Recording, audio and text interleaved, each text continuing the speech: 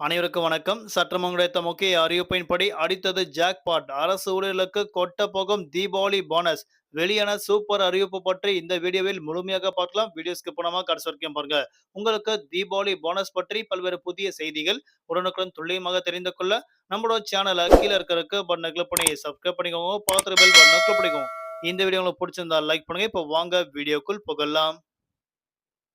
இந்த ஆண்டு தீபாவளி பண்டிகையை முன்னிட்டு மத்திய அரசு ஊழியர்கள் மற்றும் ஓய்வூதியர்களுக்கு இரட்டிப்பு மகிழ்ச்சி தர உள்ளதாக அறிவிக்கப்பட்டனர். சம்பளம் மற்றும் ஓய்வூதியர்களை கணிசமாக உயர்த்தக்கூடிய இரண்டு முக்கிய அறிவிப்பு மத்திய அரசு வெளியிடப்பட உள்ளது.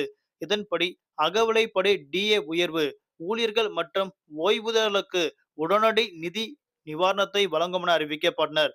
உதாரணமாக 55% அகவிலைப்படி பெற்றவர்களுக்கு ரூபாய் 9,000 ஓய்வூதியம் 4,950 இருக்கும் என அறிவிக்கப்பட்டனர். இது 58% உயர்த்தப்பட போகும் என அறிவிக்கப்பட்டனர். ரூபாய் 5,220 அதிகரிக்கும் என அறிவிக்கப்பட்டனர்.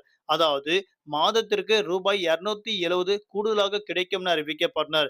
கடந்த ஜனவரி மாதம் 16ஆம் தேதி 8வது சம்பள குழு அமைக்கப்படும் என மத்திய அரசு அறிவித்துள்ளது.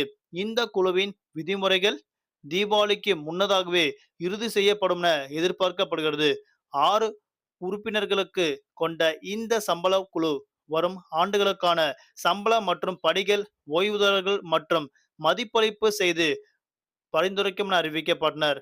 பொதுவாக இதுபோன்ற குழுக்கள் அறிக்கை சமர்ப்பிக்க 5 முதல் 18 மாதங்கள் ஆகும். ஆனால் இந்த முறை 8 மாதங்கள முடிக்க உள்ளதாக அறிவிக்கப்பட்டனர். இது புதிய சம்பளம் மற்றும் ஓய்வூதிய அமைப்பை வருகிற ஜனவரி மாதம் 1ஆம் தேதி 2026ஆம் ஆண்டு முதல் அமலுக்கு வரும் என அறிவிக்கப்பட்டனர். ரயில்வே ஊழியர்களுக்கும் போனஸ். அகவிலைப்படி உயர்வு மட்டுமின்றி ரயில்வே ஊழியர்களுக்கும் போனஸ் அறிவிக்கப்பட உள்ளது. சுமார் 10.91 லட்சம் அரசிதழ் பதிவு பெறாத அரசு ஊழியர்களுக்கு 78 நாட்களுக்கு சம்பளமான உற்பத்தி திறன் சார்ந்த போனஸ்கள் வழங்கப்பட உள்ளது. இதன் அதிகபட்சமான தொகை ரூபாய் 17,951 ஆகும். கடந்த ஆண்டு 11.72 லட்சம் ஊழியர்களுக்கு ரூபாய் 2,028 கோடி போனஸாக வழங்கப்பட்டுள்ளது.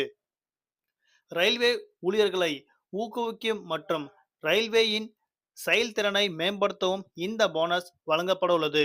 ரயில்வே ஊழியர்களுக்கான தண்டவாள பராமரிப்புகள் மற்றும் லோகோ பைலட்டுகள், நிலைய மேலாளர்கள் மற்றும் பிற ஊழியர்கள் இந்த போனஸை பெறுவார்கள்.